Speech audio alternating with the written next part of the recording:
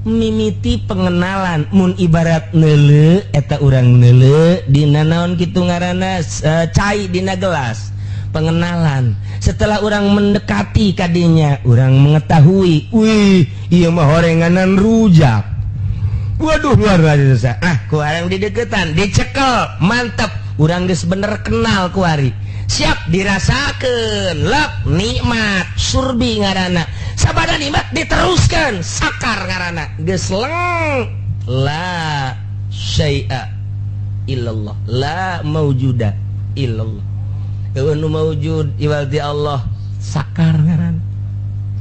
mabok talamun geus mabok asa jeung Allah bae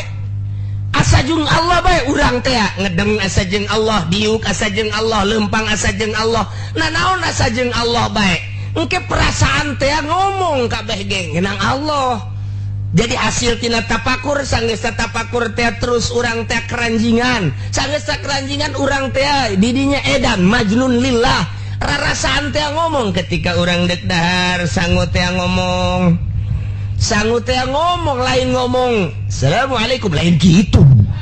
atuh geus kitu mah naonan perasaan batin urang teh ngomong teu kudu kadenge pan urang ge lamun ngomong batin urang teu kadenge ku urang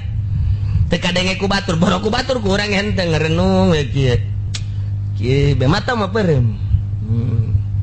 bagus tah budak urang mananya aduh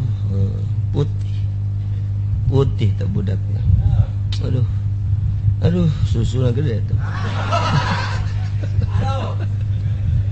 apakah dege ku batur atuh henteu ku urang henteu tapi urang ngomong tah eta teh ngomong bicara eta teh bicara golbu ngaranna eta teh latifah lelembutan teh ngaranna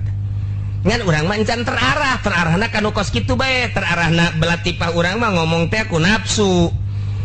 urang mah latifah urang mah jadi bersihan sehingga lain ngaranna lain tafakur nu kos kitu mah ngaranna khoyal imna syarika ka anna khoyali kawan syarif di dieu teh ayana tah mah imna syarika ka anna khoyali kawan syarif jadi ieu teh dibagi tah sirah urang hiji imna